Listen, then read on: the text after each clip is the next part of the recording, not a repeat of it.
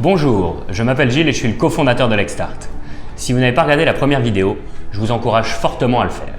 Dans cette vidéo, nous parlerons en détail de l'entente de confidentialité pour votre entreprise. Pour commencer, pourquoi devrait-on s'en munir? Pour protéger vos idées. L'entente de confidentialité est un bon moyen pour protéger vos idées. Par exemple, le modèle d'affaires que vous aimeriez présenter à un nouvel investisseur. C'est aussi un bon moyen de protéger vos secrets de fabrication, la liste de vos clients clés ou partenaires clés, qui sont des actifs importants pour votre entreprise et d'intérêt pour vos compétiteurs. Signer une entente de confidentialité dissuadera les partenaires à qui vous transmettez ces informations de les divulguer. Pour bâtir une relation de confiance et gagner en crédibilité. Savoir que vos données sont correctement protégées vous permet de les échanger avec votre partenaire commercial sans vous faire de tracas. Également, dans le cadre d'une relation bilatérale, une entente de confidentialité permet de créer une relation de confiance entre les deux parties. Enfin, dans certains contextes, arriver à un rendez-vous professionnel avec une entente de confidentialité est un gage de crédibilité. Pour gérer le sort des informations transmises à la fin de votre relation d'affaires, une entente de confidentialité permet de définir la façon dont les informations transmises seront utilisées pendant la relation d'affaires, mais également à la fin de celle-ci. Vous pouvez par exemple prévoir dans votre entente de confidentialité le retrait des accès à vos serveurs, à vos développeurs, ou la façon dont l'autre partie devra supprimer vos données confidentielles. Une entente de confidentialité porte sur 5 points essentiels. Elle définit tout d'abord les personnes à qui elle s'applique. Elle précise si l'entente est unilatérale, c'est-à-dire qu'une seule des parties est soumise à l'obligation de non-divulgation, ou bilatérale, c'est-à-dire que les deux parties y seraient soumises. Vous pouvez par exemple préciser que l'obligation de confidentialité va s'appliquer à tous les employés de votre partenaire d'affaires. Vous pouvez aussi limiter le partage de cette information à certaines personnes clés. Le second point important de l'entente de confidentialité est l'objet de l'entente. Définir l'objet de l'entente est quelque chose de primordial, car il est nécessaire que l'information qui est confidentielle soit clairement définie. Par exemple, vous pouvez définir que toutes les informations qui portent la mention confidentielle soient considérées comme telles. Par contre, vous ne pouvez pas protéger toutes les informations de votre entreprise, comme celles par exemple qui seraient connues du grand public.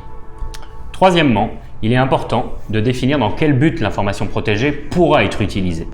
Votre développeur, par exemple, ne pourra utiliser cette information que pour vous rendre des services et non dans le cadre d'autres mandats. La durée de l'entente de confidentialité est le 4e paramètre qui doit être défini. Passé ce délai, les informations dites confidentielles ne seront plus couvertes par cette entente. Il est important que la durée que vous allez choisir pour protéger vos informations dites confidentielles soit proportionnelle à l'importance et la sensibilité de ces données. Par exemple, des informations qui seraient sensibles pour votre entreprise pourraient être protégées sur une base illimitée. Cinquièmement, l'entente de confidentialité peut prévoir quelles seront les sanctions qui s'appliquent en cas de violation. Cela permet aux parties de savoir exactement et à l'avance ce à quoi elles s'exposent si elles violaient cette convention. L'entente de confidentialité peut contenir ce qu'on appelle une clause pénale.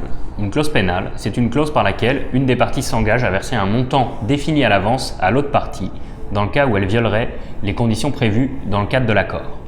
Étant donné la nature contractuelle de l'entente de confidentialité, les sanctions en cas de violation de cette entente peuvent être variées. Cependant, les pénalités les plus souvent envisagées sont les suivantes. Un montant par jour d'infraction, un forfait par infraction, le retrait de l'accès aux informations ou enfin la rupture de la relation d'affaires. En plus, si vous avez subi des dommages, vous pourriez intenter une action en justice afin d'obtenir des dommages et intérêts supplémentaires.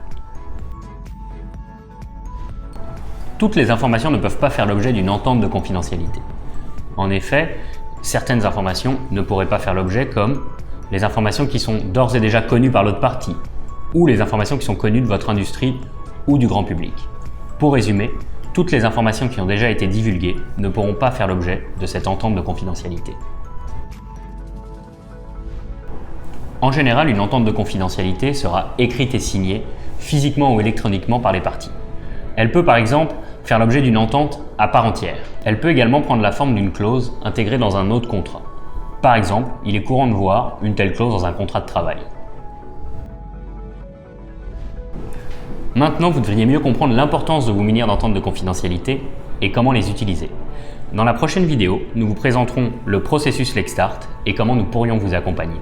Merci et bonne continuation.